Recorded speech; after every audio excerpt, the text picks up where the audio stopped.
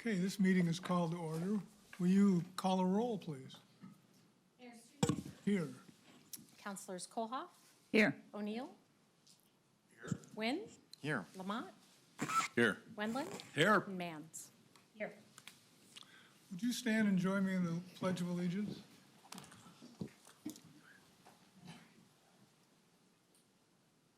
I pledge allegiance to the flag of the United States of America and to the republic for which it stands, one nation, under God, indivisible, with liberty and justice for all.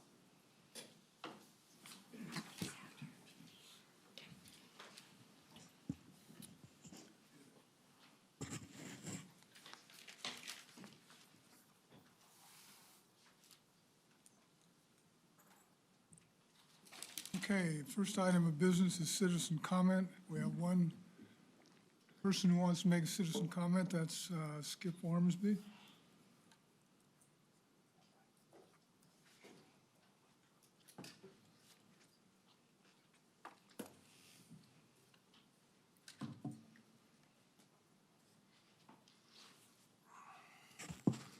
Good afternoon, Mayor, Council, Lake Oswego City Council members for 2019, 2020. I'm here today representing myself, but I have numerous issues with a couple of items on the agenda. First and foremost is, and some of the discussion took place here in this very chamber on Saturday regarding the citizen involvement guidelines. I ask you, frankly, to set them aside for a long period of time.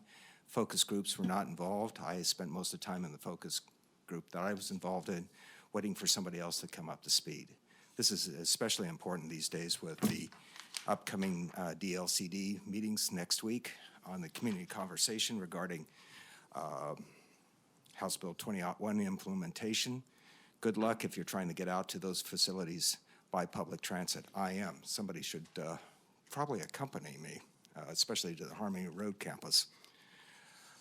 Basically, the other item here is the Tryon Creek Wastewater Treatment Plant, whatever's going to happen, and your concept for the Lake Oswego Sewer Plant concept. I'm especially concerned with the costs that are not being recognized so they can ultimately be realized. Keep in mind, last Monday, the area of Birds Hill got a nice little note from the City of Portland via Palatine Hill Water District. We're getting a 300% water increase for $1 billion water filtration plant. Some are over to do whatever for something. So people are not going to have disposable income. We're not rich. We can't afford it. Let's put it that way. And this Lake Oswego sewer plant concept, somewhere in the Foothills District. A couple of key figures.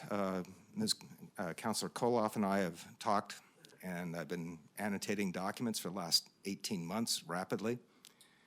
You're not seeing the entire picture here. You're not getting a summary sheet of the key constraints in the Foothills area, which are the crossing of the railroad tracks and getting only one entrance, one exit out. You've got about 75,000 cubic yards. That will getting that amount of earth into Foothills is practically going to destroy every road around here. What else can be said? It's going to blow the budget of every household here in Lake Oswego. And I think, and I feel the cost of this project shouldn't warrant any further consideration. Thank you. Thank you.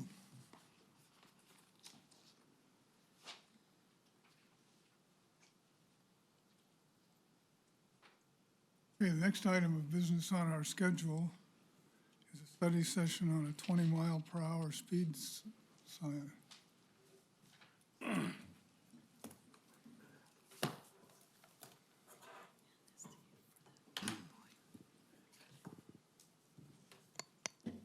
Good afternoon, Mayor, Councilors. My name is Erica Rooney. I'm the Engineering Director, and with me this afternoon is Will Farley.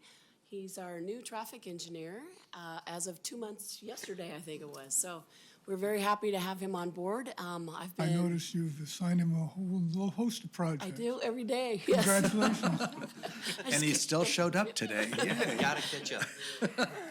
Yeah, I took off 2 days last week and told him, get this all done before council on Tuesday. So this is his first time here in front of you all. I hope you'll welcome him We're very happy to have him here with us, and he does have a full plate already, and this is one of the items we want to work on with TAB, and he's going to do a very brief presentation to you about it, give you an overview, and then we'd like to get some questions from you if you have any, and then hopefully, again, at the end, like your endorsement to move forward with a pilot study or a pilot project. So, without any further ado, Mr. Will Farley. Good afternoon, nervous jitters. Good afternoon, Mayor and Councilors. As Ms. Rooney stated, I'm William Farley. I recently had the pleasure of taking over as the city's traffic engineer. I'm here this afternoon to briefly... Mr. Farley, can you pull that microphone a little closer to you? So Sorry, sir. Because they record. Thank you. I'm here this afternoon to briefly discuss and request direction of the council regarding Senate Bill 558 and possibly of reducing the city's speed limits from 25 miles an hour to 20 miles an hour in residential areas. Senate Bill 558, effective earlier this month, authorized cities to reduce statutory speed limits of local roadways in residential areas by 5 miles an hour.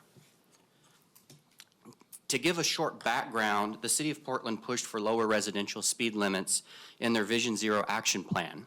In 2017, they received authority from the state to lower speeds on all residential streets that were not identified as a collector or arterial roadway and did not have a speed zone order set by the state.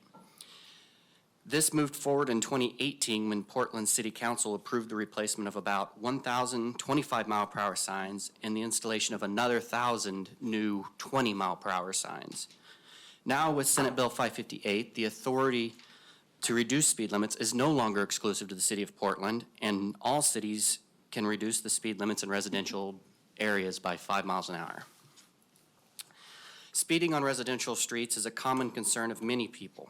With Senate Bill 558, staff expects a significant number of requests from neighborhoods to reduce speed limits on their streets. To give a rough idea of the possible scale of this change, this map identifies which streets in the city may qualify for this reduced speed limit. If we follow Portland's example and sign all eligible streets in the city as 20 miles an hour, we could end up placing 2 signs on each of these highlighted roads and segments. This brings me to our request from direction from City Council. Staff would like to engage the city's Transportation Advisory Board, or TAB, in helping to strategize the reduction of speed limits in residential areas. Our plan is to work with TAB and use the opportunity to prepare and conduct a pilot study to answer, at a minimum, these following questions.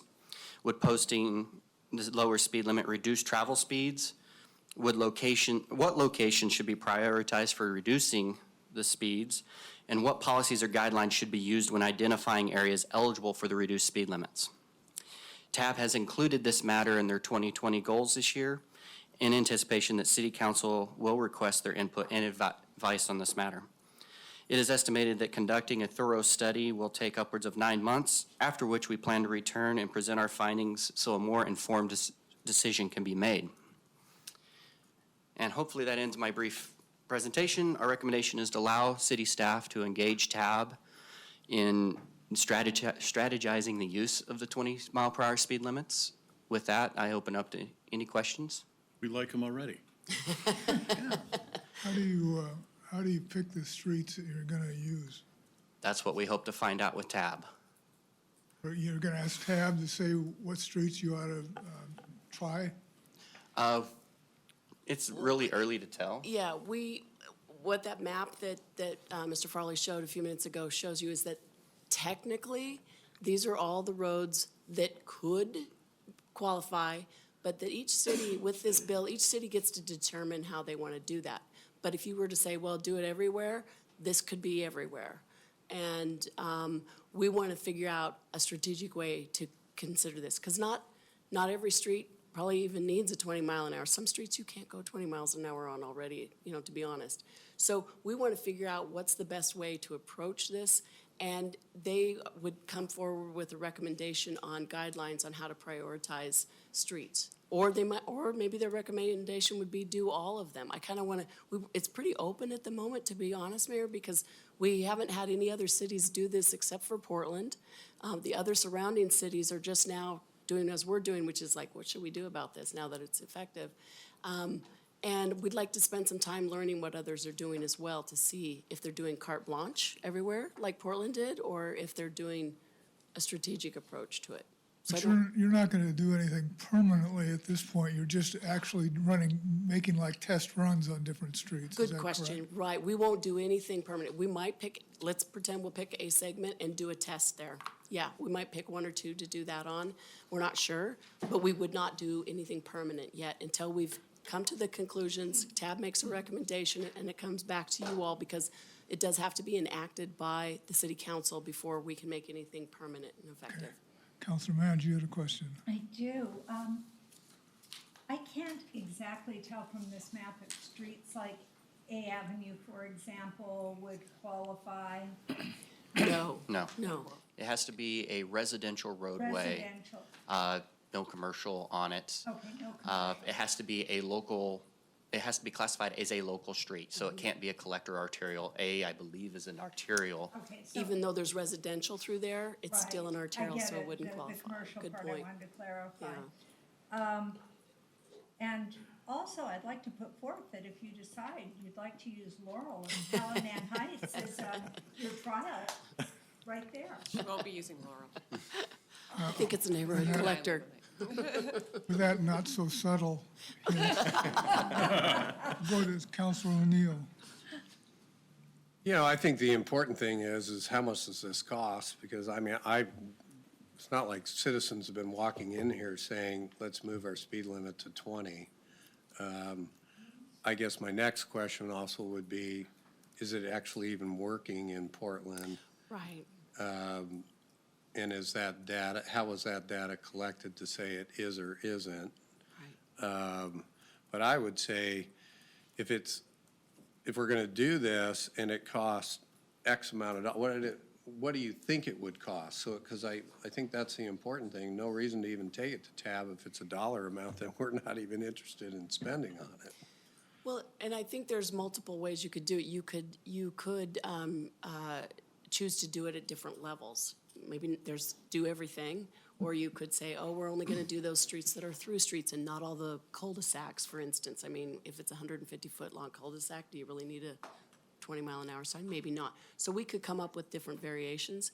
I think what's important here is we wanted to come here before to you guys so that we'd have that we'd have the time to study it in order and not make a rash decision about it, because I think there are the implication of doing everything is pretty significant. It could be with the cost of signs and installation. So we'd like to Well, I think take a that should be thoughtful approach. a very important component when you are talking with TAB, Yes. because when you do talk to some of these people, it's like, if you're in front of us talking about it, that must mean there's money available for it, so. Right, no, we want to make sure that that's very clear. You know, I'm picking a number completely random. If we have to put in 4,000 signs, what does that cost? How long would that take? Anything like that. We do also want to take what you mentioned, Portland. I'd like to go back to that. We do need to do some research and reaching out to Portland to see if they've collected after study information. If they haven't, we may not have anything to work with there. But right now, they're the only ones who've done this, and we're hoping to learn what went bad, what went well for them. See if they have did they have any reduction in accidents? Did they have any reduction in speeds? Did they have any reduction in requests for speeds to be lowered? So just kind of get some feedback from them needs to be part of it as well before we jump in. Councilor Nguyen. Yeah, overall, I'm a very, it sounds like a good idea, but I think that certainly I think we could be a part of a key component to our safe routes to school. I mean, even if we don't put a sidewalk in, if we don't have time to put a sidewalk in the meantime, certainly reducing a 35-mile-an-hour zone down to 20 certainly does a lot to improve the safe routes to school. As a side question, so what is the speed limit if it's not otherwise posted? If you go through a section and there's no sign, is it 25 currently? Is it? On residential roads, yes. Okay. And so if we were to say that we were to adopt something like this, would we have to repost signs that aren't already? Yes. Oh, really? Yes, yeah. You'd have to, if you're going to designate that road to be 20, then you have to put signs on it to say so. But if we Right keep it now, at 25, we don't have to do anything? We don't have to. If it's residential, it's what they call statutory law, and it's 25 in a residential area, whether it's posted or not. And so we don't have to sign all these streets. A lot of these streets are not signed. most of these streets, probably 95% of those streets are not signed with the 25 mile an hour. With the 20, you would have to. That's our understanding of the bill, and we want to ask some more questions about that as well, but the way we read it, they'd all have to be signed.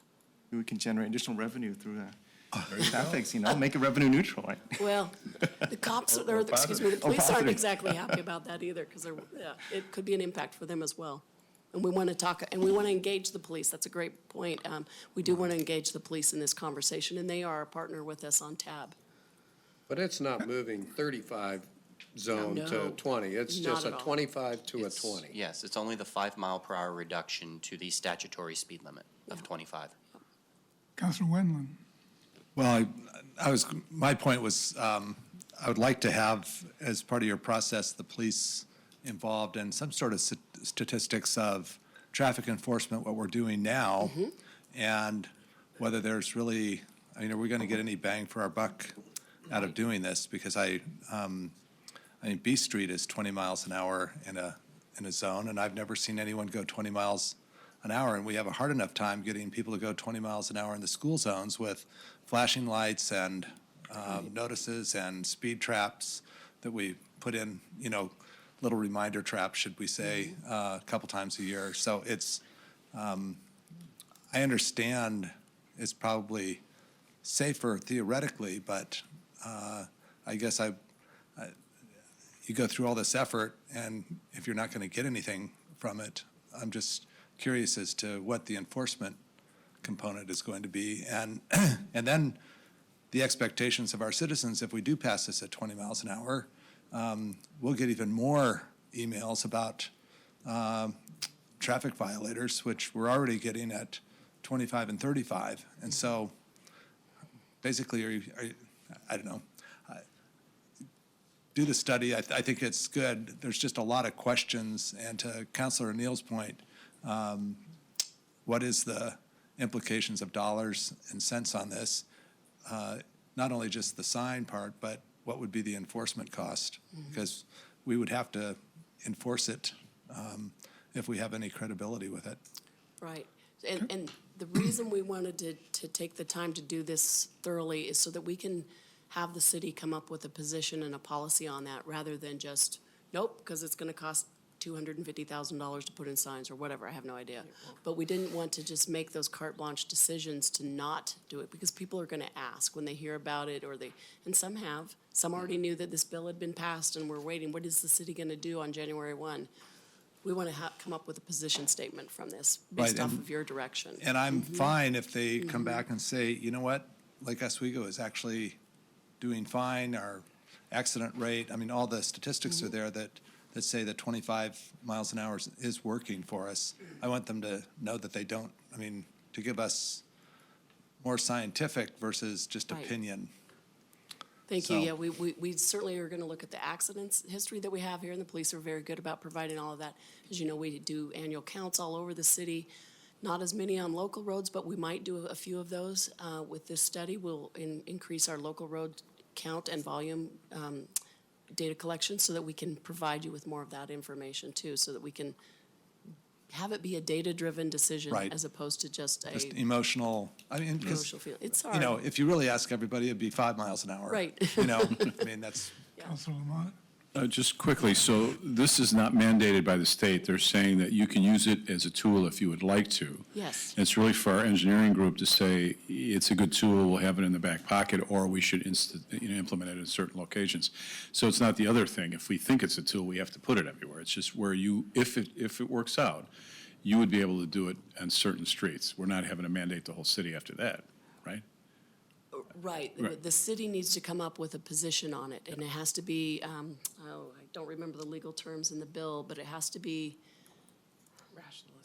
or not ordained by the city. This is not church. By ordinance, thank you. yeah. It was close. We'd have to have an ordinance that would explain our position on that and how it would be implemented. So we can't just go put up at a 20 because we know it's a law that can be used. We have to actually have that ordinance in place Got it. first. So this study work is in preparation that if we want to have an ordinance, what would it be? So it's, if it's a tool or not, but as John's saying, data-driven, yeah. Yeah, Okay. that could be a solution to not do anything, absolutely. Councilor Mann.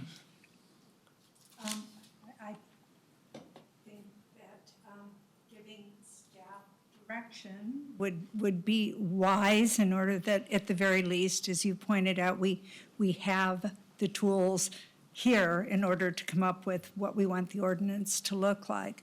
I think also being really clear and having good public outreach when we get to that point, whatever it may be, explaining why it's 35 on South Shore and then it goes down to 25, and if that's going to change to 20, people will need to know that. Like my question that I just asked about A Avenue. I don't think most people are aware of why, and I hear that a lot from people. Why is it this speed, this speed, this speed? I see an opportunity. Correct, and you're right, there's always education to be done about those kind of background rules that people don't realize. South Shore's a great example, because really, there's not any commercial on it, but it happens to be classified as I think a minor arterial or a neighborhood collector at the minimum. Either way, Right. it doesn't qualify at all, just because it's classified differently, but Joe Driver doesn't know that. He just sees that there's residential there, and that's a dilemma we have with a lot of our situations, is that the people don't know the road classifications if it's not physically obvious. Thank you. It's a good example. Okay. I'll make a motion to move for staff to engage the city's Transportation Advisory Board on developing policies or guidelines on the use of 20-mile-per-hour speed limits. Second? Discussion? I would just say that it would be nice to hear about guidelines versus, and positions first from the council before getting into a whole bunch of policies. If it comes back and the council is not supportive, just, have a whole bunch of policy discussions about things if the council is not supportive of the whole idea. So does that make sense? To not spend a lot of time on the policy I mean, at piece least come back to yet. us first with some things so you can at least get Okay. some additional guidance. All right. Call the question. Just want to make sure they understand what you're asking for. Yeah, You very clear? we won't spend a lot of time on policy issues. We will wait till we have the results and maybe even recommendations from TAB, and we can bring those back to you. Yeah, if you have policy issues, Before- bring them to us. as Yeah, a- yeah, and it would be long before we'd craft an ordinance. We'd want to Okay. have another study session on this matter before we'd even Okay. craft an ordinance, you bet. Right. All right. All in favor? Aye. Anybody opposed? Okay. Thank you very much. Thank you. By the way, I'd like to read something that I think is important. I got a letter from a lady by the name of Sherry Finnegan, whose husband was named Matt. Let me read this to you. Matt first got involved in Matt, by the way, just recently passed away, which is why I'm passing on this information. Matt first got involved in civic affairs as part of a group of citizens that served an injunction to stop the bulldozers from coming across I-5 onto the site of 217 as they were planning to rip out the oaks and cut and fill the highway, thereby saving that pleasant entryway into our city. In 1976, he was elected to council. That was the council that wrote the first comprehensive plan, meeting weekly and often on Saturdays. During good council years, he was a co-founder of Lake Grove Neighborhood Association. After his term on council, he initiated TAB, chaired a committee that worked on planning the West End, Lake Grove that is, business and residential area, and was on a committee that wrote the neighborhood plan for the Lake Grove Neighborhood Association and helped co-found LONAC. His interests were always for the neighborhoods. He wished to preserve a way of life in Lake Oswego that we had enjoyed. That's nice to hear. So we should honor him in that and respect what he's done for the city. Absolutely. Thank you. Thank you for your sharing. time. Thank you and welcome. We'll see if he comes back. We hope to see you again. Don't scare him. Better get him a big briefcase. Our next study session is on the possible wastewater treatment plant at Tryon Cove. Mr. Hooper, how are you? Doing excellent, Mr. Mayor. Thank you for asking. So I'm going to introduce it before I turn it over to Anthony. This is one of the projects I think you all know that was waiting on my doorstep. And I think when I met with all of you the first time, I think all 7 of you brought this project up in terms of trying to bring some resolution to what we're doing with the Tryon Creek Wastewater Treatment Plant. And I will tell you, when I arrived here, I was very skeptical about the idea that was in front of you about whether we ought to partner with the city of Portland to essentially convert the publicly owned wastewater treatment plant to a public-private partnership, probably built and operated by a private business.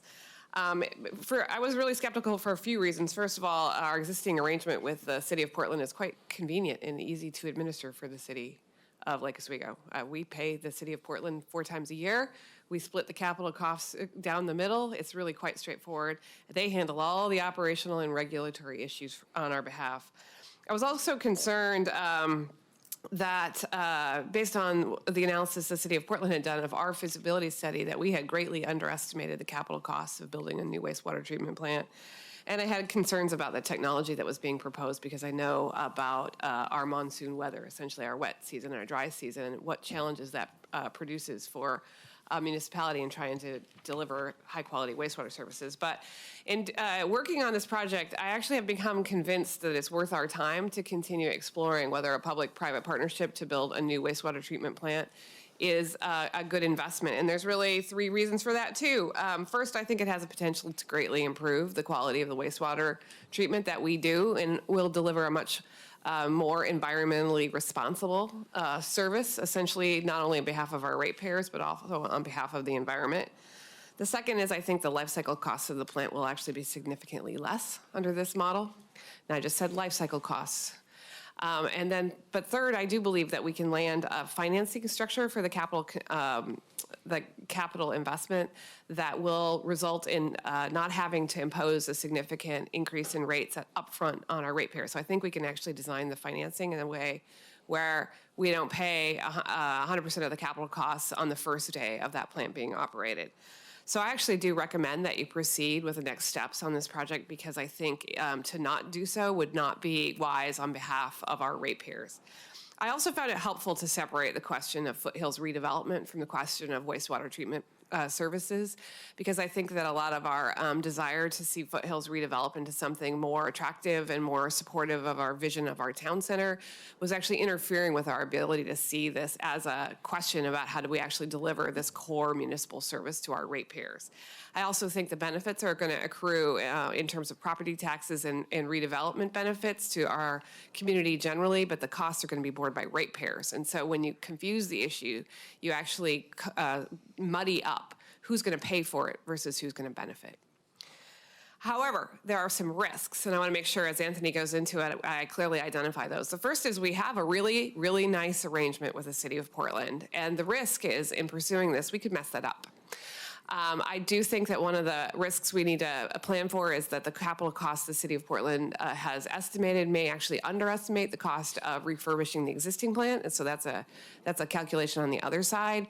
But I will say that we have the potential to muddy a fairly clean and well-established and well-functioning relationship with the city of Portland. The second is that we actually have a lot of work we have to do, and that's why the number that Anthony's going to talk about you is so shocking. We have to do a lot of due diligence up front, and there is a risk that after we do that due diligence and we spend some of our existing ratepayers' dollars, we could decide that we don't want to proceed. And so you have to make a pretty significant financial investment to evaluate whether the next step's a good deal or a bad deal. And then last but not least, if this was to really work, we'll be working with a private operator. And there are risks related to having a private company operate a public service over the life cycle. I'm not worried really about the first 5 years of operating the plant, but there's a possibility that in year 15, your company could have struggles and we could have to take over operations. So I think a lot of what we need to be talking with Anthony about here in this study session is really about are the potential rewards of a lower life cycle cost, better treatment, and sort of a smaller footprint for the wastewater plant actually worth the risks that we have to take to get there? Okay, with that, Anthony, take it away. Thank you very much, City Manager Bennett. Appreciate that introduction. So I think it'd be helpful just to start by laying out what the 2 major decision points are. One is we could upgrade the existing plant that is currently owned by the city of Portland, and that is located in the foothills area in the Tryon Creek Wastewater Treatment Plant.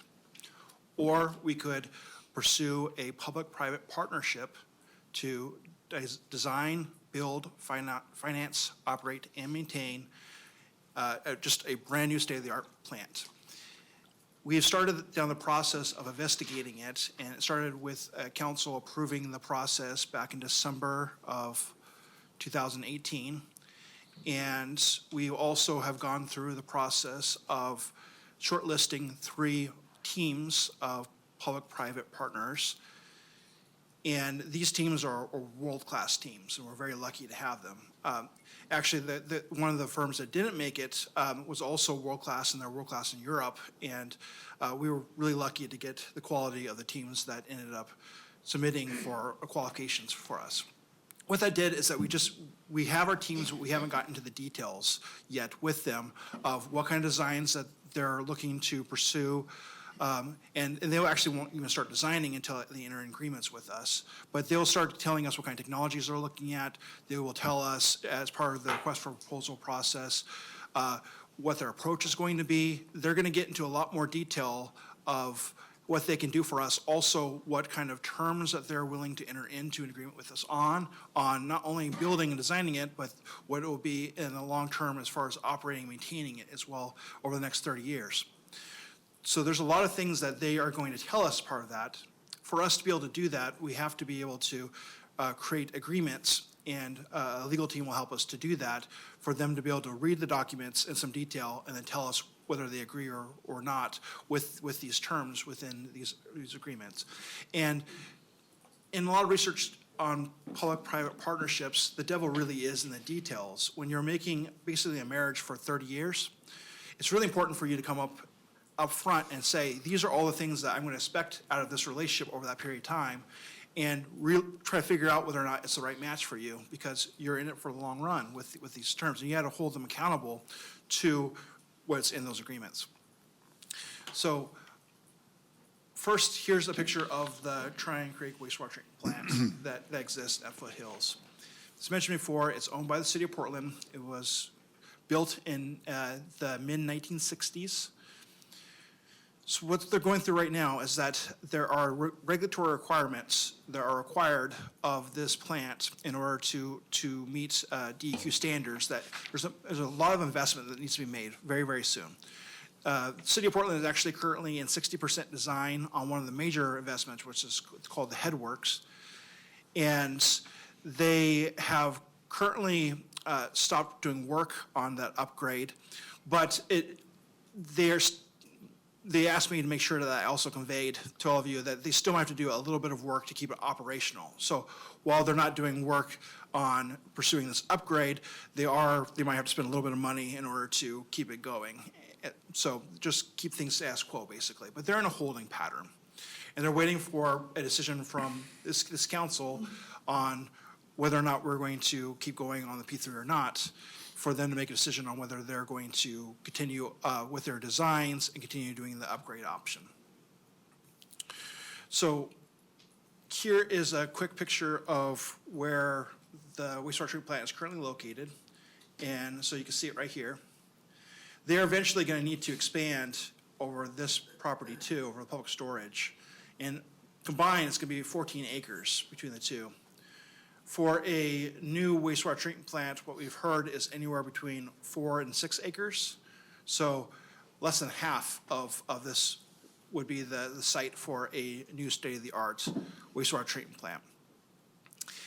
We don't know the location quite yet, but there are a lot of possibilities. We want to allow for the teams to actually pitch us on which locations they think are best to meet their needs as part of the request for proposals process. Part of our strategy is to allow them to be as creative as they can be in coming up with their proposal of the technology and also of how they can deliver wastewater treatment services for us. This slide is really complicated, but basically it just shows you how the process would work for a new state-of-the-art treatment plant. And I'm not going to spend a whole lot of time on this slide other than to say that there are these different boxes that basically give choices. So like, for example, this one right here. And there are different technological choices that will be presented to us by the three teams. And I am pretty sure there are going to be different ones. They're not all going to be the same. So from what I've been hearing, we won't know that for sure until we do the request for proposals, though, of what technologies that they're going to propose to us. Crollo Engineering is the firm that did this for me. They are one of the consultants that is advising us, and they have advised us that these are the different technologies that they feel are all possible and good technologies for what we're looking at. And these are the ones that are likely to be on the table by the teams.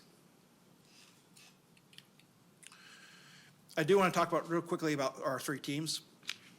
One of them is EPCOR, and they're based out of Edmonton, Canada. They actually said that they would fly in for this meeting today, but I convinced them it wasn't worth, they can watch it on YouTube, and I'll forward that to them. They have, as you can see, how this is set up is that you have the overarching team at the top, which is EPCOR. Then you have the lead contractor, and then you have the construction partner, and then the lead designer. And here's an example of things that they have done. So Regina is actually in Canada. It's kind of, it's in the middle part of Canada, north of North Dakota. And this, Regina has won multiple awards for. Regina, sorry. And then also you can see that there's one that's in San Jose that did a purification center too. And then we have the Foothills Water LLC is the second team. And this team is led by the contractor Mortensen, and then Perk Water is the one that would operate it. And then you have a lead designer of Perk Water who has these firms underneath them. And then you have the financial partners up here. And then this is an example of one of the ones that they've done. It's in Santa Paula, and it's a membrane reactor, which is one of the types of technologies. And then the last team is Northwest Natural. And I should mention that we got a team from Foothills, from PERC out here, and then also from Northwest Natural is represented in the crowd as well. And you can see that one of the teams is Sladen, who we all know did our water treatment plant. And then they have Veolia is the operator, and then HDR is for design. And then this is an example of one of the ones that they did, which was out of Oregon City. And it's a hybrid. They did a membrane is part of it, membrane bioreactor. So. Okay, so there, on this decision point, this is the first of many. So you could off-ramp tonight if you decided not to approve what we're asking for consultant money to move forward to get some more information. If you decided to approve this, which I'll talk about in just a little bit, the next chance you'll have is we'll have to come back to you in May with a agreement of some sort with the city of Portland. In the conversations with Portland, they, to be honest, were very skeptical up front as well about doing a public-private partnership, but they are very supportive now after looking at the numbers and digging into it and looking at their costs. And they would very much like us to keep moving forward with this process. They would need to ultimately bring it to their commission for their approval, and we're kind of slating for them to do that in May as well, right after we approve ours, if we approve ours, if you all approve it. And so that's the kind of the next off-ramp. Then there will be an off-ramp in December, so almost a year from now. And that will be after we have done, basically, our request for proposal process will have taken place right between this period of time. And then we will negotiate with a team during this period of time, and then they will, we will need to bring it to you for the approval of whatever we negotiate here. During this time, they're also going to be working on right after this approval, they'll be working on design and also working on getting us a guaranteed maximum price, which we will then find out in July of 2021. And that's basically the first real green light event for this project. We will know how much that they will basically give us a guaranteed maximum price for how much they think they can design and build and operate and maintain a plant. And at that point, we would then tell them to start moving forward to do that after that approval point. But as you see, there's still a year and a half between now and then for us to get to that point. And there's a lot of information we need to gather before we can make the absolute go-ahead decision. So here are some of the terms between the City of Portland and us that we are going to have to discuss as part of our negotiation. So, like City Manager Bennett said, that we currently have a pretty good agreement with them on the split of the share between our price to upgrade to the upgrades. And City of Portland is going to want to negotiate to get a better price for them, and that's something that we're going to have to balance and that we're going to have to talk about. Also, we're going to have to talk about the split for ongoing operations and maintenance. We're going to have to talk through all these different details, so I won't go through all of them, but basically, even talking about what the split's going to be between us decommissioning the existing plant and all the hazard mitigation costs. There's just a lot of things for us to have to work through. One thing that I will say here is that there are basically 3 areas that we need to do our due diligence on. One is the technological piece. Another is the governance, making sure we have a good governance agreement, because we're going to have to likely transfer ownership of the plant from the City of Portland to us in order to do this P3. And then the third part is the cost. And from staff's perspective, we were not going to move forward, and we would not recommend moving forward if the cost of the public-private partnership is more than the cost of upgrading the existing plant. We'd want for it to be at very least the same rate impacts, if not a much more advantageous impact or less impact if we were to go with the P3. And we, doing our due diligence and looking at a cost-benefit analysis that we did in concert with the City of Portland, it's looking really good right now. But we don't know until we actually go through the RFP process and until we get actually to the GMP to know that for sure. But every indication is looking like this could be a really great deal for our ratepayers to move forward with a public-private partnership. So what we're asking tonight is for $450,000, and we've actually already gotten the approvals through the contracts, through the council, but we didn't want to spend that money until we explicitly talked to you and laid everything out. We've actually been holding off on spending very much consultant money until we gathered as much information as we have. And we are confident at this point to ask for it. What it basically means, as you can see, is that $350,000 of this is legal. So the RFP itself is about $100,000 worth of work, plus a little bit of work from Hawkins, but most of this is going to be actually what is called the pre-development and development agreements. And they're very, very extensive, very, very thick documents that's going to lay out all the details of our relationship with the P3s, not just in designing and building it, but also over the next 30 years of operating and maintaining it as well. And in doing research and talking to others that have done this, where a lot of cities go wrong is that they don't spend enough time up front in getting all these details agreed upon and negotiated with these firms. One thing that is one of the strong reasons for why we want to do it up front instead of doing it later is that right now, when they're going to do the request for proposals, it's going to be a competitive process. So they're all going to be competing against each other, and we can then hear what they're willing to do as far as their terms up front. Once we select one, they're selected, and it's going to be much harder to negotiate with them on all the details later on. So that's one of the key reasons why we want to do this up front. That's the advice that we've been given, but there is a risk if we spend this $450,000 and through the process we find out information that says that this doesn't make sense for us to do this anymore, then that's money that is, we don't have. On the flip side, though, if we don't continue to look at this and get enough information, we will never know whether or not this was a better deal or not for our taxpayers. And we could pay way more than this through going the upgrade option, substantially more. We won't know for sure until, because we've never actually got the information, but there is the potential for it.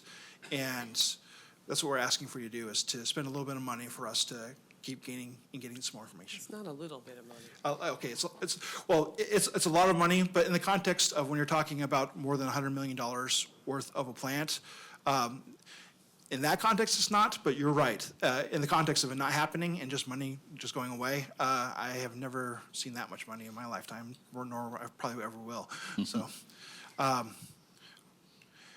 So that there's a whole lot more that I could say, but I will kind of let you ask questions and we'll go from there. Let me ask you about 3 questions, then we'll go on. The technology it's been used in other plants and works, is that correct? It's not unproven technology? Yes. So there's basically 2 that are on the table, which is membrane technology, and then there's what's called an IFAS. So that's a fixed film activated sludge system, basically. Integrated fixed activated film sludge system. And that is a technology that both those technologies have been used throughout the U.S. and Canada and Europe. They're not bleeding edge, but they're also new. And what I mean by new is in the last 15, 20 years. Some variations have been there longer than that, but anyways, it is technology that's proven. These firms have done multiple of these throughout the U.S. and Canada, and our the consultant firm, Carollo, is confident in these technologies. And if the plants work like they're supposed to, will the rates for the ratepayer, the citizen here, be more or less or the same? Yeah. So for the upgrade option, they're still working on final numbers to know how that would impact our ratepayers. There's a potential that there could be a small rate impact. We don't know that for sure yet, but the go, no-go decision will absolutely be that it will not impact it more on the P3 for us to go forward. So we will not even recommend this if it impacts them more, and we think it could impact them less. So we would put that in the RFP itself. So we would ask proposers whether they could give us a financial model that matched or decreased rates from that we will face if the city of Portland does their upgrades. So we'll ask them to bid on that. Lastly, one of the things we've been concerned about in our discussions was that Portland might change the IGA if things didn't go well. Is that still the case, or have you been hearing other things? So we've only met with their staff. They haven't been in front of their city council. So what we're about to say is staff to staff only. They understand that concern that we have, but they also see that for their ratepayers, if the P3 is successful, it would actually save Lake Oswego ratepayers money, but it would save Portland ratepayers even more money. So they see a financial advantage to proceeding with the RFP. So we believe they're open to not amending, to leaving the existing IGA in place while we explore the alternative proposal. All right, thank you. Okay, Councilman Manager, you had a question. I do, thank you. Several years ago, we attempted a private-public partnership for fiber optic cable, and I think that there were lessons learned in that and in how we went about it. What do you think is different? I know you weren't directly involved. That was Jordan Wheeler's wheelhouse.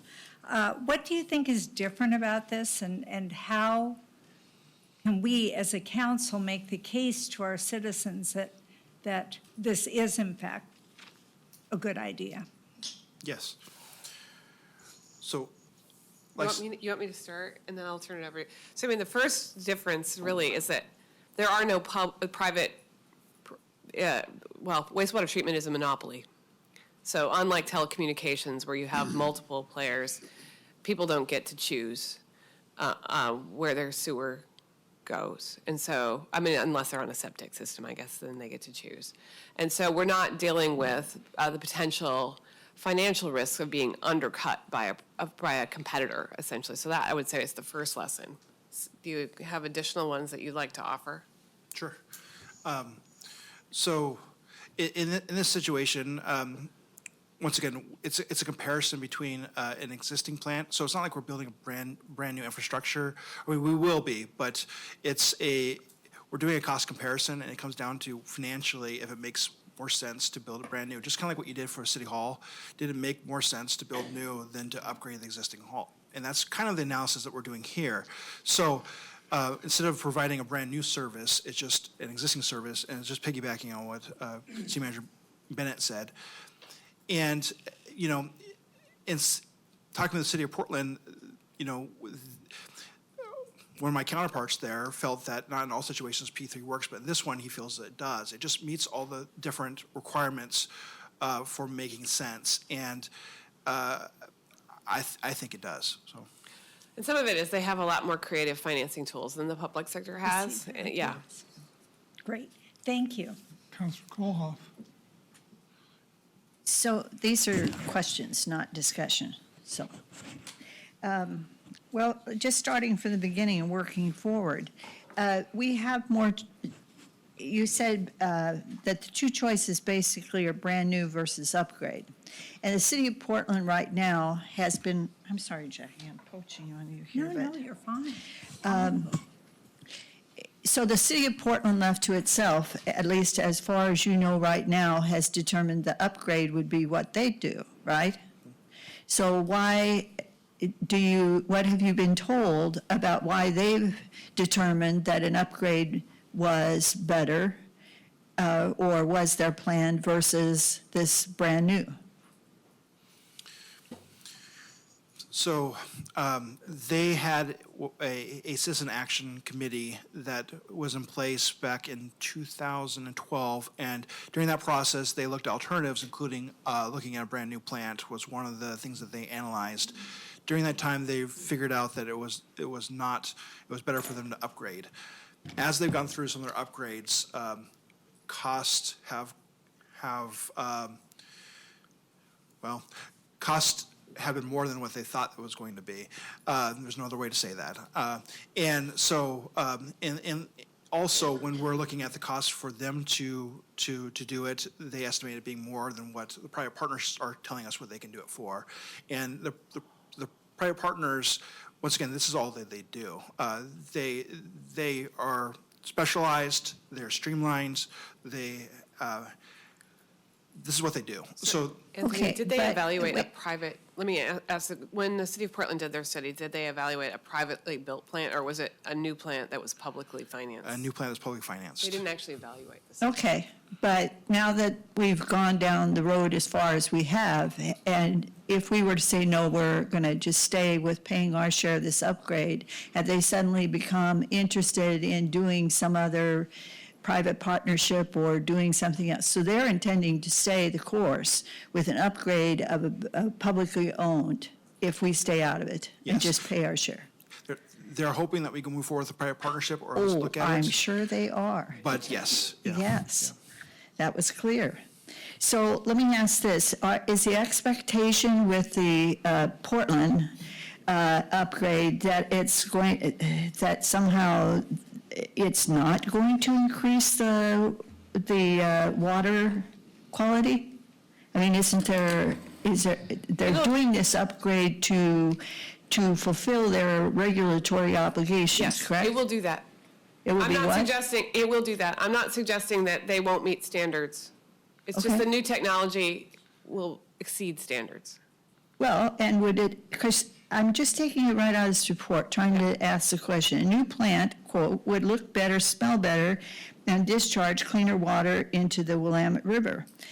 But I'm also asking, if Portland continues its course, it's going to smell less, I would assume, with the upgrade. It's going to have cleaner water, correct?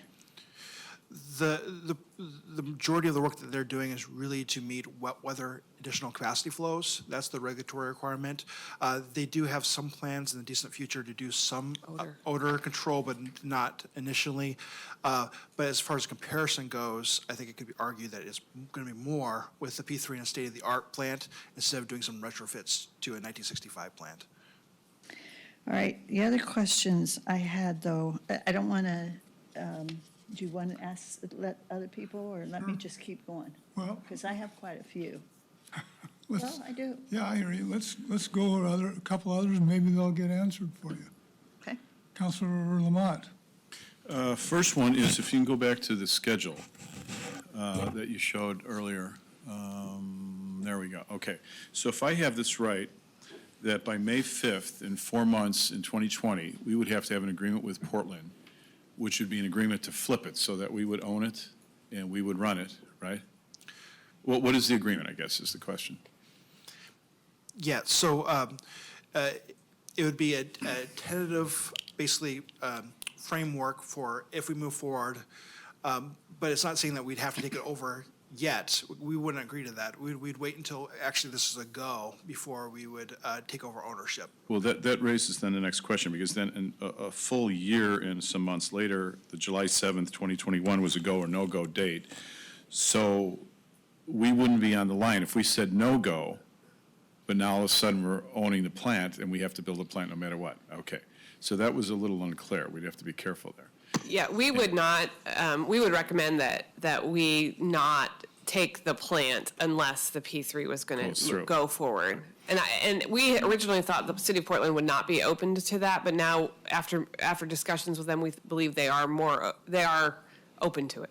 And they've changed a little bit of the dialogue with us. Before it was kind of no, no, no. So the next question on the schedule is then waiting until July of 2021. And they're going to do some maintenance to keep it going. That's a whole nother year and a half or year and some. They can hang in there with their 60% plan waiting until then. That's okay with them. Yeah, so I mean, knowing we got to get this done sooner than later. they'll have to do some things to keep it going, but the upgrades are really for future environmental regulatory requirements. Okay. And, yeah, so. All right, and so I've the- got a couple more, but I'll do one more and then we'll switch it to some others. So the analysis shows that it's the same cost and potentially less to build a new plant through the PPP than to upgrade the existing. So we didn't get the cost in here. So I think we were at 270 at one time for remodel. So what we learned, we did some due diligence with all three proposals. What we learned is you're not going to get a firm price until you actually have control over the decision. The types of sharp pencils, and this is why it takes so long to get to July of next year, the kind of sharp pencils and commitments that you need to get from the various proposals, you're not going to get an actual proposed financing plan from any of them Well, until financing- they're sure that we're going to go ahead. Well, financing plan, I understand, but the actual capital cost, because I think at the 60%, Portland said it was 270 million or 217, one of the two. Can you remember what it was? Yeah, Anthony? Portland gave us some analysis that they've now sort of had second thoughts about.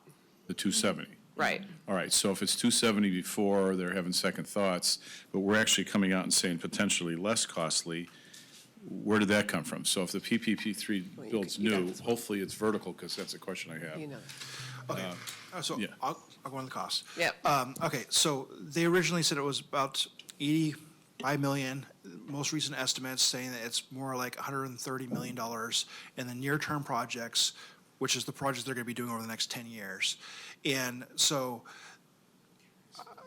basically, those are the projects including headworks, which is the biggest part of all of that. And it's those requirements that they need to meet regulatory actions are coming this way. For everybody, not just for us, and City of Portland. So there's also some out-year costs that they don't know about. So there's 133 that they do. They're saying that could be 50 million, but it could be more than that. They just don't know this. So basically, it could be a lot more than that. A lot more than those two numbers together, Well, a which lot was more than that. 180 million. Yeah. So we know there's 133, and they've done 60% design on the biggest part of it, so that's why they're getting some firmed up numbers, and that's more than they thought was gonna be. The $50 million, it's just numbers that they just said, hey, we're gonna need to do some upgrades over the next 30 years. We don't know how much it's gonna be. Well, they're saying that it could be a lot more than that. They just don't know. When we're talking, we actually invited three of the three firms to come in, and we asked them the question of, can you build it for $120 million or less? And they said, with caveats, we'd have to do design work, we'd have to see what your needs are through the RFP, we'd have to know this, but yes, we think that we can. 2 of the 3 did. The third one was maybe, but it might be more. But wasn't firm on it. So from those 2 things, we're looking like it could be much more, it could be beneficial to keep looking at this to see if we can build a new one for less cost and a cost to upgrade. Fresh rather than retrofit. Right. Got it. So Okay. hopefully does that answer your question? Yeah, that's, Yeah. okay. Well, and I guess the other thing we've been doing is we've been looking at whether you go with upgrading the existing plant or whether you build a new plant, you need to think of it as a 50-year investment. So that's what we're deciding, and that's one of the reasons why we recommend we proceed, is we don't want to be, we don't want to fail to do our due diligence with an investment that we're going to have to live with for that length of time. Okay, Councilor Wendland? So Portland thinks this is a good idea. Are they willing to share in 50% of the $450,000? Oh, we haven't asked them that question. Okay, well, I guess so it's a bit of a leading concept.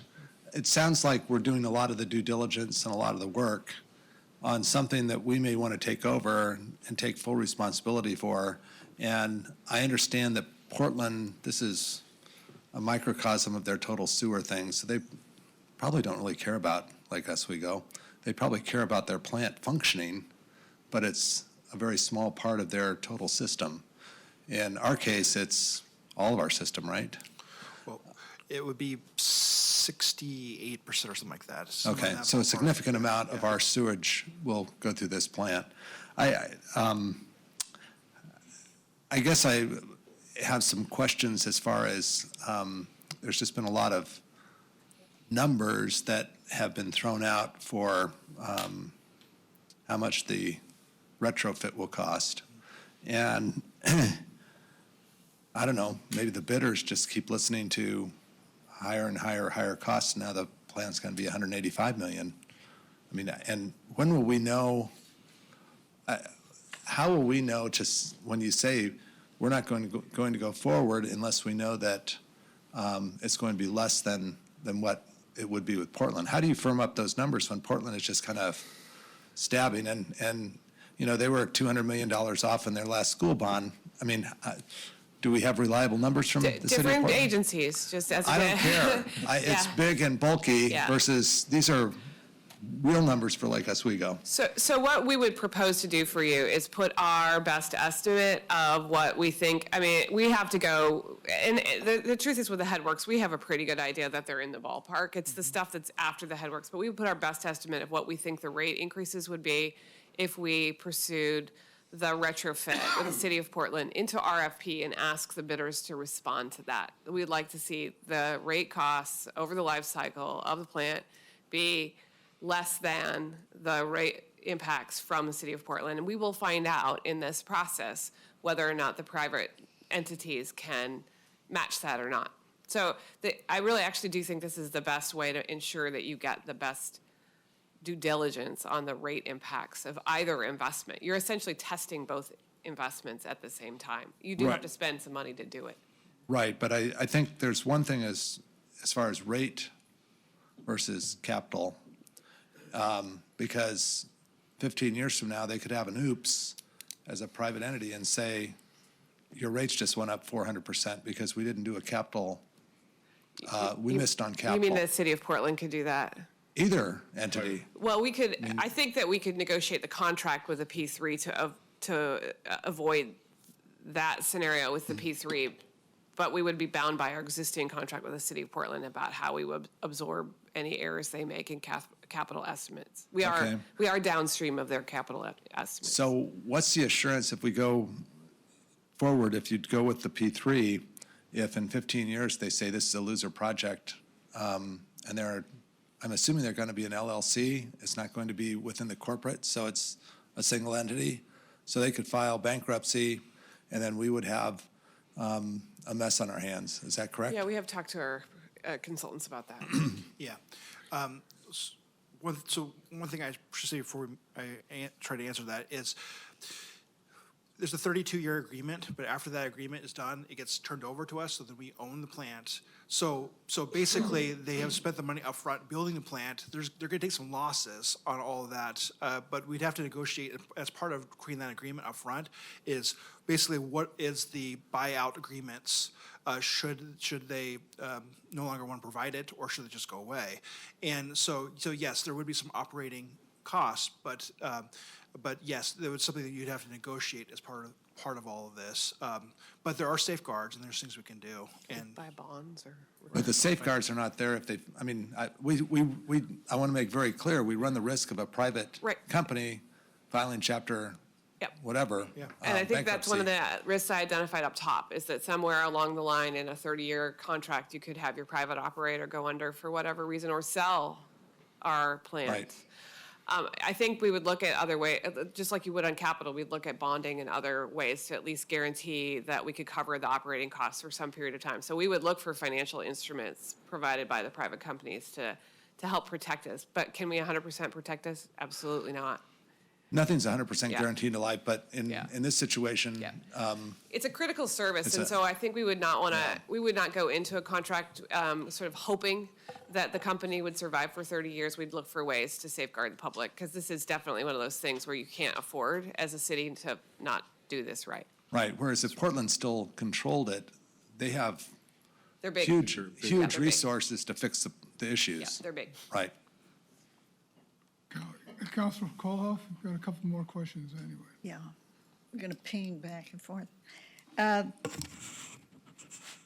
When this was initially presented to us, the major reason why we were even thinking about it at all, as I recall it, was the idea that we would be able to shrink the footprint, and given the potential for development at Foothills, to bring it from 15 down to, my recollection was, we were told 3, and now it's up to 6 acres, but leave that aside. What happened to that, and why did you determine in your analysis that we should separate out those two concepts? As I understand what you've written here, Foothills development is a separate issue, and that we ought to be focused on this alone. Why did we do that? I didn't, and this is not Anthony's fault, and I'll say it again. The reality is that the costs of the plant will be borne by the ratepayers, and the benefits of redevelopment will be more general to the city, and the city's general fund particularly, if that makes any sense at all. Also, the time horizon is not necessarily the same. So you're going to have to make an investment so that the plant can open and operate on day one, or I'll call it day 0. But the redevelopment of Foothills will probably take a decade or more. And so you want to accrue the benefits in the same time horizon. And so trying to link them together just made us make irrational decisions related to treatment. We need to make a responsible decision for wastewater treatment, regardless of whether Foothills ever redevelops or not. Am I making sense to you? Yeah, that makes sense. This isn't time for argument. No, I'm not arguing. I'm asking, the real reason was because it was causing us to not make wise decisions about wastewater treatment. Well, I would say my question is, I think it's the issue to have even started. Why would we change anything with the city of Portland? I mean, I don't know that anything that you've presented says that they're less capable of doing this project, whether it's through a brand new or an upgrade or whatever it was they were going to do. Why would we ever move off into a different rationale for what we're going to do with this wastewater treatment? And you're saying, well, we misanalyzed to begin with. No, I'm not saying that. I'm saying that if you look at it just objectively on the face of it, you're going to make a 50-year investment in wastewater treatment services, leaving aside whether Foothills ever redevelops. You're going to make a huge multi-million-dollar investment in wastewater treatment services, and you're going to live with them for a really long time. And so if you just look at it on its face, without considering Foothills redevelopment, I understand why we got into it. I'm saying that once you break it apart, it's still worth considering. Even if Foothills never redevelops, it's still worth considering this alternative way of delivering wastewater treatment plant services So because that was the basis of I the agree that separation? yes. Okay. So the second question I had is something that bothers me a lot about the public-private partnership. And I remember asking that this be done, and I'm not sure that we did do this. So we were talking about getting a private partnership that did design, build, maintain, and operate with the one that was, that I objected to, which was the finance. Did we ever, because I object to that, but be that as it may, did we ever get a quote that did not include the finance piece? So we haven't taken any action since that last, so we've already had the short list of 3 bidders when you made that Right. request. So the request was basically if we were to do an RFP, would we consider that? We still can. We haven't moved forward to the next step yet. Right, but it appears that, from what I'm reading here, that the 5 things, 1, 2, 3, 4, the 5 things are intermixed into one glub, So- and it includes this finance piece. Yeah, so they were when we started the process. So before you made that request, we were already down the process of the DBFOM, including the financing. You made the request after that was already shortlisted.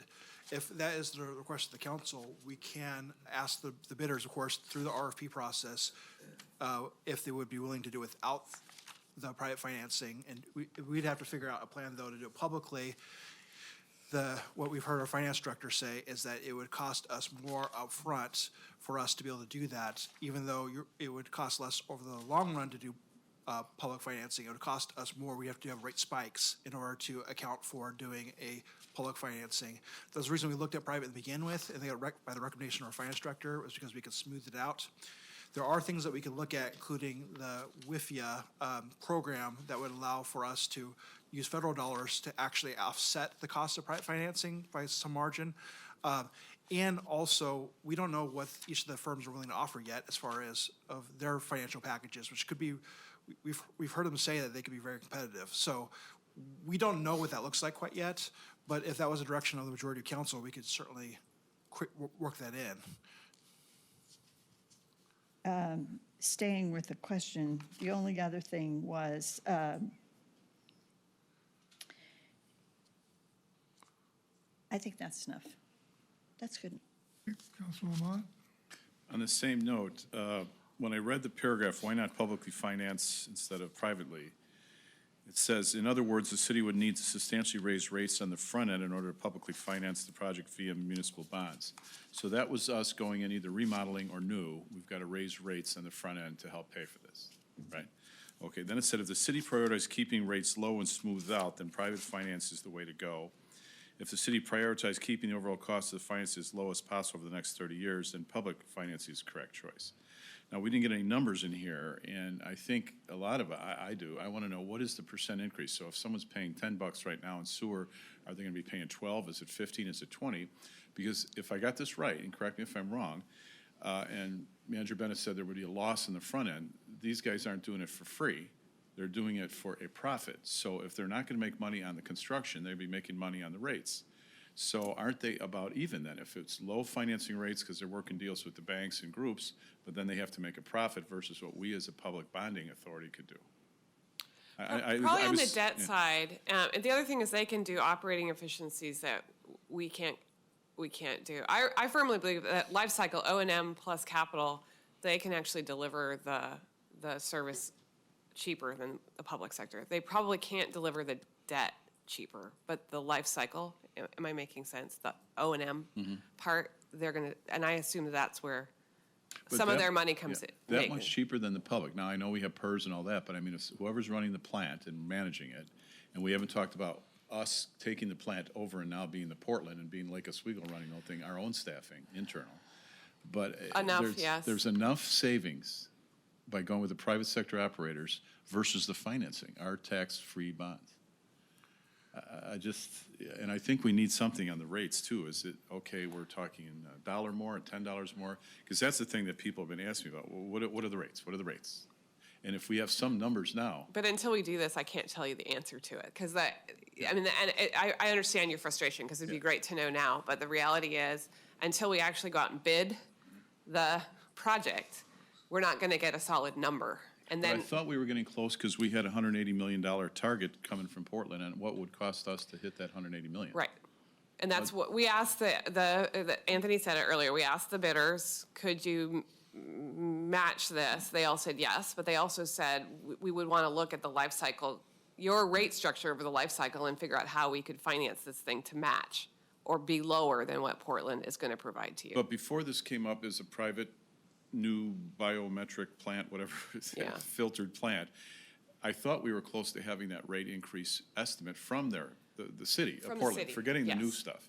So did we remember, is it 10% more? Is it 20? I don't know. Sean's not here, but he can tell you. We have the rate model, right? Do you know off the top of your head? And then But that was also before the city of Portland delivered to us the news that their costs of constructing the headworks were 60% higher than their original estimate.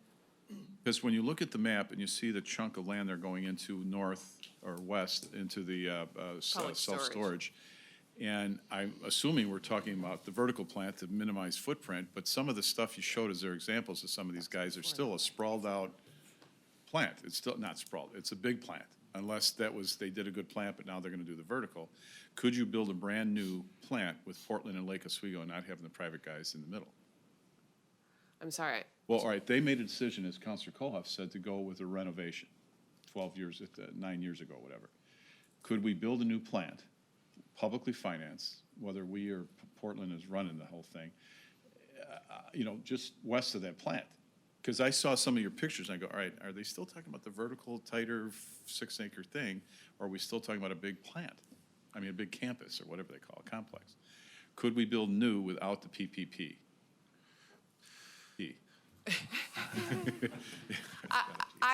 We haven't asked the city of Portland to explore that. We haven't asked them to reopen the question. I don't know if they would be willing to or not. Well, I think also with your research, correct me if I'm wrong, you've reached out to cities similar size that have either dealt with these teams or just what's going on in their world. They should know what they're doing with PPP3. If they're doing it, they should know what is a current plant, knowing we're having trouble with pools, trying to get the pools the right number. But what's a current plant going for, brand new, just brand new construction cost? I think So the only other agency that really delivers wastewater treatment plant through a public-private partnership right now is Wilsonville. Yeah, in Oregon. In Oregon City? In In Oregon. Oregon. in our region. In Oregon. In Oregon, Well, in okay. California and Washington, there's quite a few, but in Oregon, it's the only other one. It's a relatively new concept. But there haven't also been very many new treatment plants built in Oregon in the last 25 years. Counselor Nguyen. Two quick questions. First of all, since we're on the slide here, so you're asking us to approve $450,000 in consulting fees to make this decision. So at these different off-ramps here, say that we get to off-ramp number 2, is that $450,000 all fully expensed at that point, or is it at each stage? Will that $450,000 take us from now all the way up to December. July, or is Take it? us to December. It's an excellent question. So the $450,000 will get us through the RFP. There will need to be a little bit of money as far as the agreement goes, having our legal negotiate that with the P3 firm.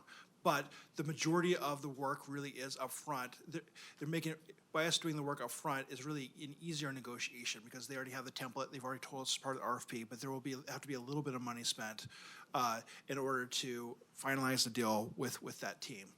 So hopefully I answered your So question. between now and May, we'd pretty much spent That's- all of that. That's, yeah, the $450,000 is to get us to May, It's a lot of billable hours. Wow, Yeah, yeah. 700 hours, yes. Yeah. the law firm.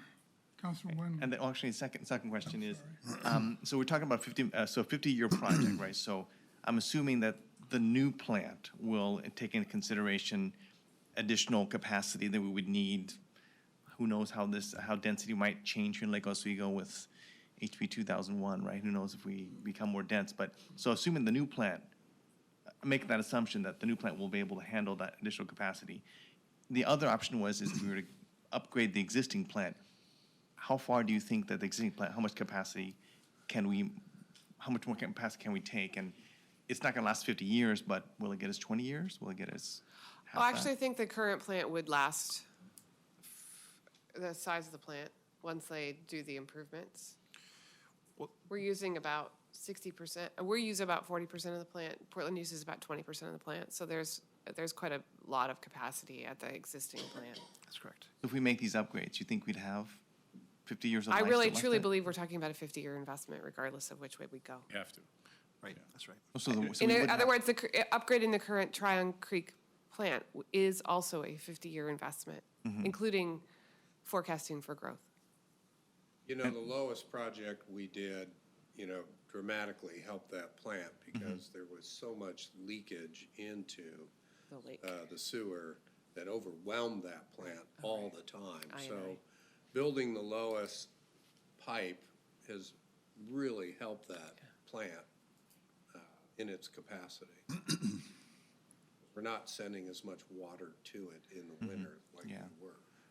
Yeah, I know that we'll probably come out in discussion, but I mean, that seems to answer my question there, because I think in terms of, thinking about the long-term impacts, but also, I mean, we go to demolish a plant like that, that's gotta go somewhere. There's definitely an environmental impact to that as well, too. So in addition to the actual capital cost, the money part of it, also thinking about the environmental impact, we gotta tear that down, dump it somewhere. I'm sure that there's probably some special handling of all that stuff in there, and, so, yeah, maybe that'll come up in discussion later on, but that's kind of what I need to know. So a follow-up to Counselor Wen's, that was one of my questions is the new plant on the property that the current sewer plant is, correct?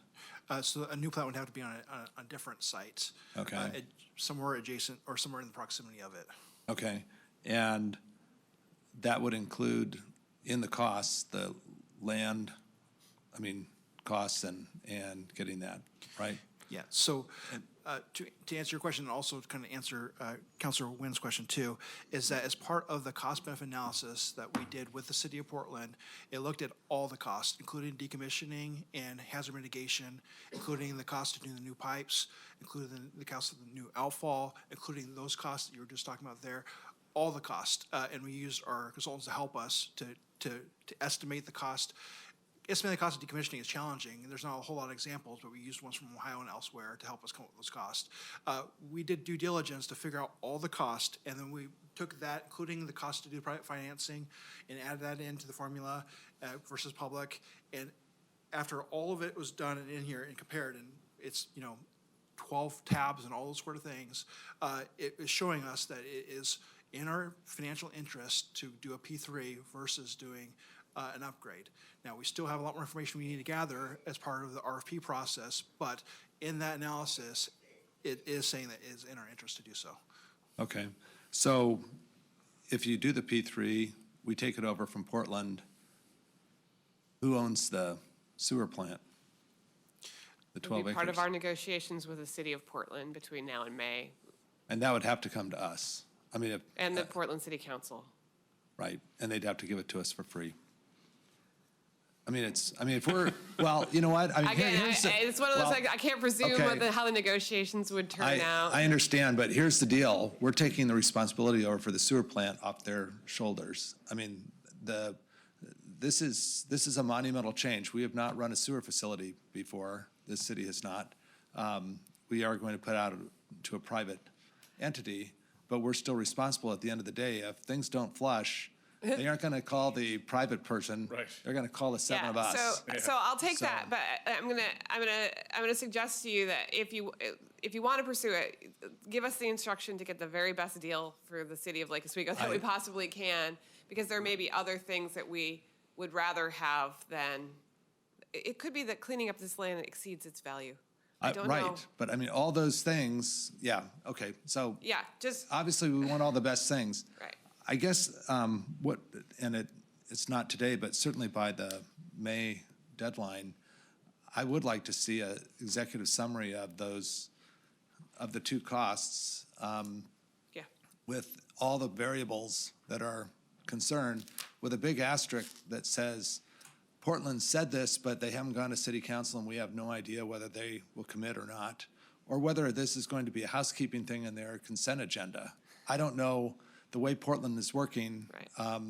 one doesn't know their decision-making powers anymore. I mean, and a lot of people are up for reelection and so on by the time we hit certain targets. So I would like to have some idea of how that works, so. Councilor Mans. I just want to sort of recap to make sure I'm understanding and hearing everything correctly. If we do the private-public partnership, one of the things that we're going to look at is a flat rate, if you will. We're not going to have the spike that we had when we did Lois and the Lake Oswego Tigard Water Partnership, which I still hear from people on a monthly basis about their water bills. And that's part of one of the large factors in this negotiation. Is that correct?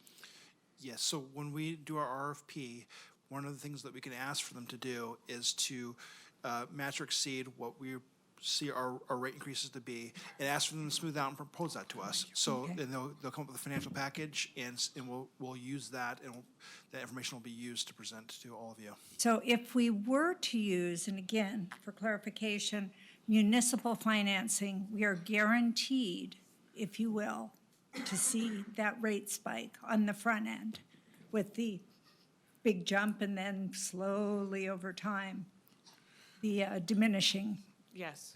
of the bond, correct? Okay, thanks. Councilor Lamont. I just, one thing and then a comment. On page 5, we talked about 700 hours from the firm for $350,000 to tailor a specific agreement to us, but they've delivered countless number of tailored agreements. Now, I'm not saying we just take it off the shelf and put our cover on it, but boy, that one really threw me. Give us some idea why it's so specialized. If other cities have done it of our size or bigger, and this law firm has done most of them, or a lot of them, what is it that they're doing so special for us? Obviously, there's a Portland relationship, I get that, but what are they doing for 700 hours? Yeah, so they're creating a pre-development and a development agreement. So the pre-development agreement basically outlines all the things that we're gonna agree upon as they start doing their design work to figure out how much they can give us for a guaranteed maximum price. There's a whole bunch of work that they're gonna need to do, so we're gonna count the agreements and terms for all of that. And then the development agreement is gonna be all the terms for our relationship over the next 32 years, including all the different terms for when they design and build it, but also as importantly, all the terms for how we're gonna keep them, hold them accountable during while they're operating and maintaining it. So that will include, includes performance indicators, it includes, there's just so many different factors to think out, and literally, this is hundreds of pages of document. But is that unique to us, though? There's a lot of things that are going to be unique to us that are gonna have to be negotiated and thought through, how we're gonna structure it. There's just so many things that we have to make decision points on. And even in this process it's kind of a hybrid process too. So it is going to be customized to us. It's not off the shelf whatsoever. It's very customized. The other quick side note, Councilor Kohlhoff raised this, or somebody did. The fix-up, remodeling, or expansion of the existing situation with Portland included buying the self-storage in that property there. So the numbers and estimates for a new one would have to be also an estimate of cost to buy a piece of property inside the district, right? Yes, Okay. it's included, yeah. I'm not sure where we're going to go once we get into deliberation, but I'm also wondering that, those things about the cost potential increase, things Councilor Wendland was raising, staffing for us, if we become now the owner, those little things need to be seen in one kind of a summary to say, where are we going? Total cost, potential cost, estimated cost, rate increase, yes, no, which kind, staffing on our end. I see our great sewer superintendent here tonight, and we have all the confidence in you and him, but I just need to know what's coming down the pipe. So. One thing I should just mention is that $450,000 is a not to exceed price. We will do our very, very best to keep it underneath that. Or we'll definitely keep it underneath it, but we'll do our best to keep it as much underneath it as we possibly can. So if I can, I'm going to try to leverage whatever existing ones we can. We'll do everything we can to keep the cost down. Councilor Kohlhoff. Well, let me ask let me ask this. If we were to defer our vote on this and asked you to go back and give us your best fast and dirty even estimate, wherever you got stuff like substantial, that there would need substantial rates, that makes no sense. Substantial or Significant. raise rates. Why does that say that? You know what I'm saying. Wherever we got mush, can we put in a number that is your best guess of what we're talking about? This is so frustrating, and it's not you, but you do see that Councilor Mans was saying, well, that would mean if we went with public, that there would be a substantial spike in the rates. What, can you not go through and just give us what that means in terms of dollars? You know, 10 cents for a bag might be really expensive for somebody, and somebody else never paid the slightest attention. So we've got kind of a chicken and egg problem here. Well, give us Yeah. the both. then. Because we have to go through the RFP process to know what they're going to give us for financials. Well, then so we how can't can you compare. come up with even the decisions and thoughts about it if you're not really telling us what those parameters are? We might be able to give you an order of magnitude, but go ahead. Yeah, well, I mean, we could tell you what we know City of Portland's rate increases from their earlier estimate of the headworks, right? 9%, right? 9% rate increase from their earlier estimate, but then they were off by 60%. I am as frustrated as all of you about the lack of certainty and the numbers, but I have to tell you that until we do this due diligence work, we aren't going to know what the numbers are, and that is where we are. So again, I can tell you 9% rate increase from the earlier capital investment from the City of Portland. So when we write the RFP, we'll ask the folks who are bidding to bid to that number or lower. Right, we're having a study session right now. When do you anticipate you'll come back to us with asking for a decision on whether to proceed? Well, the first time we'd be back would be in May. And then if you say, keep going in May, then we'll come back in December, although given our experience with some other projects, we won't wait 7 months. So it'll be until May before you ask us to spend the $450,000? No, today we're asking. Today you to or spend- never. Today? It's now or never. So we've, Well, usually at a study session, we don't, that's fine. So technically, we've approved the 600,000. Yeah. But we're not willing to spend it until Right, we. but you're asking our blessing whether to step off the plank and keep going or not, right? That's right. Essentially. Wow.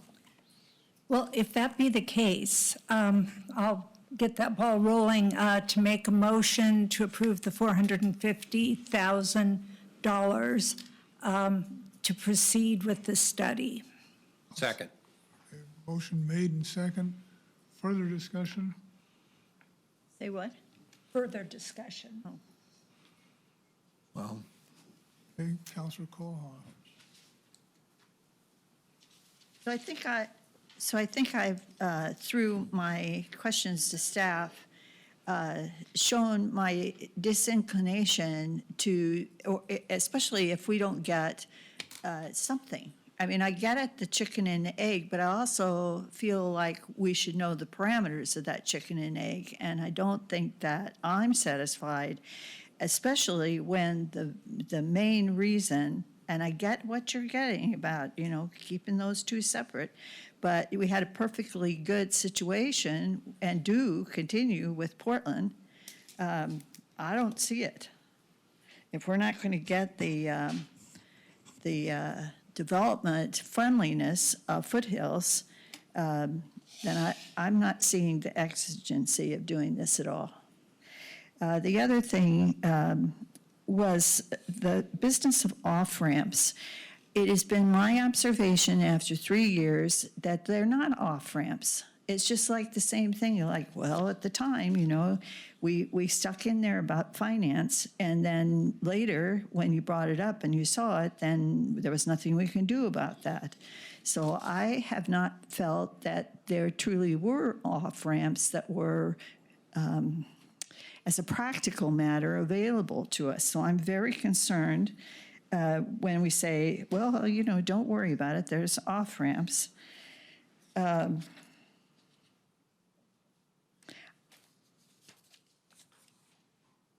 other thing that bothers me a little bit about this discussion, in fact, it bothers me a lot, is that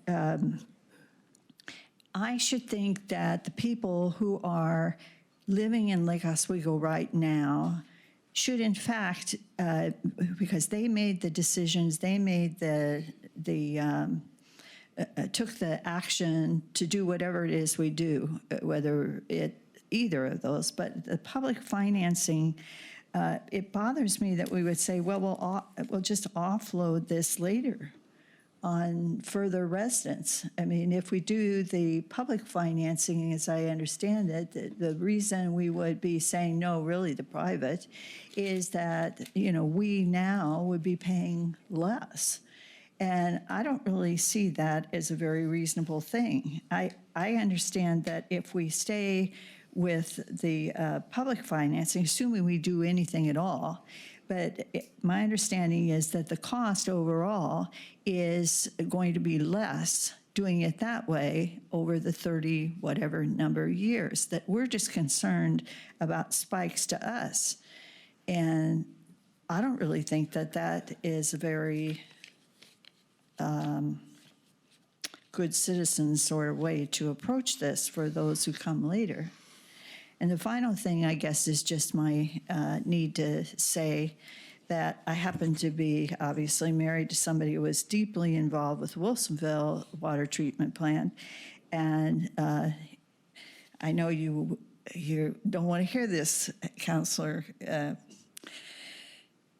Lamott, but this law firm is awesome. And that they think up this stuff that allows people to respond to very specific things and that you and I would not know because we're not scientists. I don't think you're a scientist. So that's the least worrisome point in this whole packet. Trying to save money. I'm sure they're awesome. They're worth every penny if we go there. Okay, Councilor Wendell. So the real thing is we need to invest to make $1 million or $100, maybe $80 million decision. That's really what's before us. We do have some off ramps in the sense that in May, if you present the numbers, and we will have best guess of numbers at that point, that's an off ramp that we would have. Will we know at that point more numbers? In May, we will have the RFPs will have been submitted.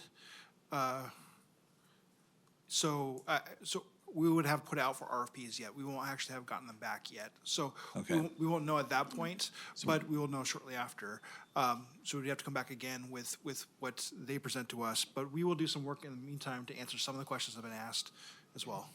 So. Okay, and then I guess the only thing is, as part of those projections or part of the RFPs, they will give you rates that they're going to be charging for the next 30 years. Is that correct? And that would be under the contract? Or- Right, yes. So they'd have a whole lot of financing offers to us of how they structure it, of whether or not they are able to get Wi-Fi as part of it. There's a whole host of things, but yes, they would let us know what they're willing to offer us as far as the financing package.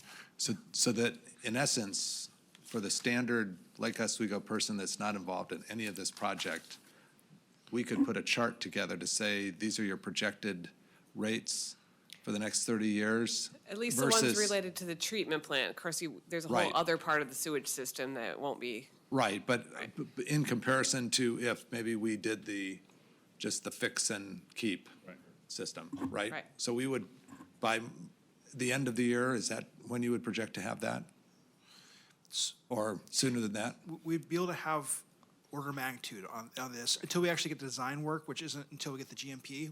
I won't be able to tell you for sure, but we're going to get closer and closer to giving you certainty as we go further along. So the more information we gather, the longer this process goes, the more close to giving you a certain answer. But we'll still know. It's like we'll have an outline of it, and it'll get filled in as we keep going in. But you'll get a sense of it. Right, but we'll be able to, we'll know if it's 50% more one option versus another at that point, right? I mean, rate increases or what would rates be? I mean, we should be able to develop a chart by the end of the year to at least say, this is kind of where we're heading. Yeah. Because as Counselor Kohlhoff, I don't want to be at the end of a year and a half from now and go, okay, now we have the information and this is, And we're stuck. yeah, we're stuck. Right. That's where we're all at. So that's kind of, Councilor Nguyen, Have Lois going this way. Councilor Nguyen. So you're seeing, we've got, all of us had a lot of questions, right? And so considering the presentation you put together today, I mean, it answered some of them, but I don't think that, it doesn't sound like we've been fully satisfied. And I don't want to rush us and say that we won't approve $150,000, but I don't think you have I'm just guessing we're not unanimous in this decision here. If you were to come, if now that you know the questions we have, can you sway me? I mean, I think I might have talked to you on the phone and I said, that I need to be pushed to that point where say, that I can honestly say that that we should be able to invest this money and actually get, I know academically and understand, technically, yes, I understand that will get us there, but I just doesn't feel that we're quite there yet. I don't think we have all the facts that we need. If we had another study session, do you think that would be helpful to anybody? I mean, So this is all the information we know. I mean, I So presented you everything have we anything else know you at this share? point. We could develop the rate comparison, kind of, but even then, I mean, this is what we know. In order to get more information, we have to keep moving forward in the process to bring more information to you. Question. Councilor Lamont. If I got this right, all these consultants are on contract right now, so we can tap into them as we need. So the question, I keep coming back, I'm in the same boat as Counselor Nguyen. If we know that roughly Portland is 100 and this plus this, and they're projecting higher than before, they're taking in the, the self-storage purchase, they're covering everything, the decommissioning, the cleaning out, and it's X, then that to me would represent, at a public bonding rate, a rate increase of X. On the private side, instead of waiting until we get everybody to bid, why couldn't we, is it Wilsonville or Oregon City has what's Wilsonville, and some other cities of similar size that are over there and say, okay, you did this in 2015 or whatever, and your rates were $10, now they're $12. At least use that information to show us what it is and how's it going with the public-private partnership. So I think there's some of us also have some concern. We were in the private sector, we can do things better, but in the long run, I keep thinking of the Indiana Tollway and what a fiasco that was when that Swedish firm came in and gave $1 billion to the state and the thing cratered. And it was down this, a couple of questions, it was down the pipe 10 years and the service was worse, the conditions were worse. I'm not saying that would happen here, but we got to get a little bit better idea of what's in it for them. And as I think one of you said, there's no money in the front end construction, you're going to lose money. It's in the rates. So if their financing is lower, but they have to make money, they got to make money, they're private sector. We just need to have more information from that without going through full consulting. Maybe one of these could just get those from other cities and say, here's a ballpark. Just a ballpark of what this might be. Oh, you already have that? We've, Well, you're telling us this is a good deal to at least pursue. So we've been looking at this since 2017 is when we first did our first financial feasibility and started that down that road. We got that back in 2018. It was about a 140-page document that did some analysis on this. From that point, we started moving forward. We presented over those course of those meetings every piece of information that we possibly have. I understand what you're saying. We went with Wilsonville. We've actually gone and seen 4 different plants and talked to all of them. We've done a lot of due diligence in the 2 years and change since then. This is the information that we have. When we come back, we won't have very much more. We can give you just a little bit, maybe on the rates. But we just kind of said it already. It was 9%. There's not really much more we can really tell you. So Wilsonville's was 9% more to do it. No, City of Portland's, the estimated rate impact to Lake Oswego ratepayers, if the City of Portland makes the headworks investment that they were proposing, which I think was $80 million, It was 83, and now it's 130. and now is 130, was 9%. So again, I'm going to say this one more time, and then I promise I'll back off. We're suggesting that you spend this money because we think you need to know which one is the best investment, and right now we actually don't know. So, and let me say also that the City of Portland doing an upgrade, they will deliver excellent wastewater treatment plant services. They will do a great job. Our partnership with them is straightforward. It is not a bad choice, But we think it's possible that for the ratepayers, you can make a wiser choice. But you won't know unless, for sure, unless you invest this. Now, if this is too much of a due diligence investment, I get it. But that's all this is do you want to know enough more to know whether or not? And by the time we're done, 200 million is going to be a number that you're going to feel real comfortable with. Either the city of Portland or Lake Oswego will make a $200 million investment in foothills that will last 50 years. So get it, but and Anthony knows that he had to call me and tell me we need more money for the law firm, and I had to choke and then look at the numbers and say, okay, I get it. But I actually do think that you'll know more and you'll feel more confident that you made a responsible decision if you say yes to this. All right, Hearing Councilor Koloff's comment that an off-ramp needs to be a real off-ramp. All Okay, right, I'm done. let's call the roll. Got a motion made and seconded. Okay, and just to reiterate, Councilor Mann's moved to approve the $450,000 to proceed with the study. Mayor Studebaker Yes. and Councilor Kohlhoff, No. O'Neill, Yes. Nguyen, No. Lamont, No. Wendland, Yes. Mans. Yes. Your motion passes 4-3. Okay. We've got a consent agenda here. Could you pull out the minutes of 12:3 to talk for a few minutes? What? Can you pull out the minutes of 12:3:19 from the consent agenda? Okay. Consent agenda covers Resolution 2003, selecting co-chairs for the Public Art Committee. And I'd make a motion, we approve the consent agenda. Second. Aye. All in favor? Aye. Anybody opposed? Okay, you want to pull out the December 3rd meeting? I just had a question about, on the last page, or page 15 of 16, it looks like what was agreed to was, it said, Councilor Wendland moved to not go forward with the bid and to put the project on hold. And then there was some discussion. Do we know what the actual, is that the actual wording of that Yes. resolution? Well, that was the actual wording of the motion. Of the motion? So when we voted on that, that's what we voted on? Yes. Okay.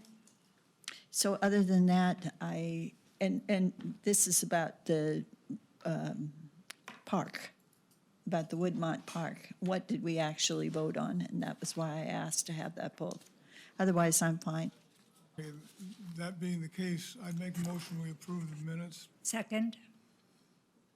All in favor? Aye. Anybody opposed? Anybody have any information from council, that counselors need to know about? Staff report, staff question. Any information from officers? Oh, do we have to? Oh, I'm sorry. Oh. Councilor Wendland, I missed this. Well, I just want to make sure that everyone has April 2nd, Thursday, April 2nd on their calendars for the annual chamber recognition of leadership of the awards annual thing that is happening. We are going to have it at the new facility on 2nd and 3rd Street, or 3rd and B Street at, That would be at the Beacon? well, it's actually Iron Light, which is the new space. So just make sure that you put it on. It's going to be a little bit different format this year. There will not be a formalized dinner. It'll be more appetizers, heavy appetizers, and drinks, which should keep it a little bit more lively. We're going to try to limit the speechifications as well as the tempo, and keep the tempo fast, speeches short, and have it a fun night. It's going to be great to help inaugurate the space up there. So just make sure April 2nd is on your calendar. And I know Megan has already sent you out an email, so please tell her about that.